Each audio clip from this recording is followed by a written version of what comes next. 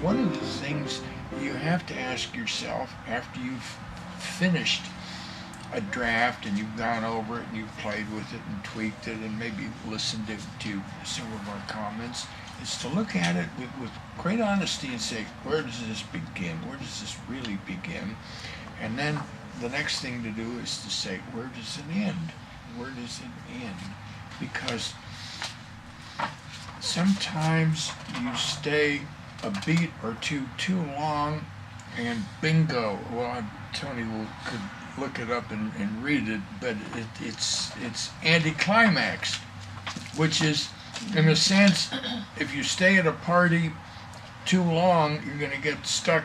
The host or hostess is going to stick you with cleanup. And if you leave early, people are going to call you and say, "Hey, what happened to you?" In other words, it's the difference, and it's the choice. So you knew where the story began, and what you need to do now is to go all the way through and look for the possibilities of surprise that the story will reveal to you, and then go back and say, where does it begin? So this right now, your sense, you were right because we agree. But you're going back now to a comfort zone of saying, well, this is where I wanted to start telling the story. And that comfort zone makes it possible for you to take the next step and fall into the pit of surprise. So that you have to experience this moment of falling where you're thinking, oh, now what am I going to do?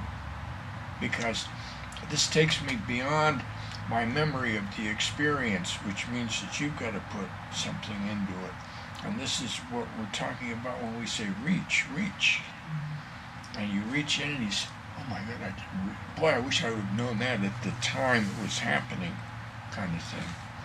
So it's discovery. And then you might very well think it starts somewhere else. And you may be right.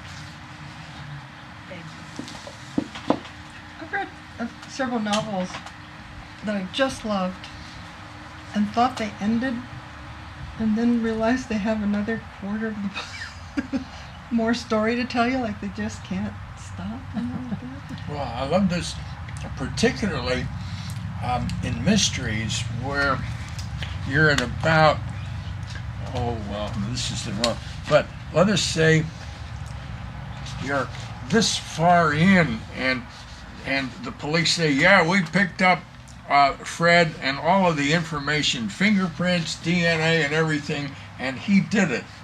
And and we're booking him, and the DA is thrilled because he's got an ironclad case. But you've got all these pages, and so you know that there's going to be some kind of surprise, and you cheat, and you go back here and you see, look, there are only a couple of pages of advertisements, so there's this whole new thing it's not over yet, and now you're thinking, where is it coming from? And that's the greatest suspense of all. Law and Order is the same and way. It is. And so in any novel, then there's that point just before everything seems to be coming together where it appears, it's over, I can start reading now. And I'm going to take a really extreme example, that like this current book that was made into a pretty good movie called The Help. Mm-hmm. You reach a point where you think it's resolved, but there's still something more. They're not packing up their clothes and leaving and looking for jobs and acting in other movies. There's something going, and you think, what could possibly happen? And here it comes, and you think, that's right. So it's all part of that sense of movement, of pacing, and of surprise and discovery.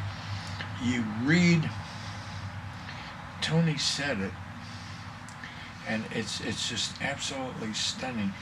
You read for the discovery of experience, not for the awareness of information.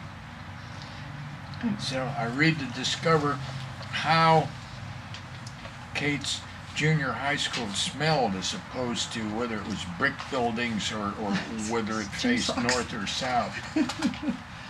I like what you wrote here under Anticlimax. I'll just read a little piece about it. Why, oh why, for instance, did Alfred Hitchcock think it necessary to add the psychoanalysis for dummies ending to psycho? I never thought about this. Look for studio pressures, their rationale being to make sure the viewer got it. 'Cause that was 1950 something, right? So what did he do? They show our boy dressed in his mother's clothes, and he's sitting there saying, look, there's a fly. This little lady wouldn't even hurt a fly. Is that what you meant? At the end they had to show he was crazy. Well, Yep. I don't know. Thanks.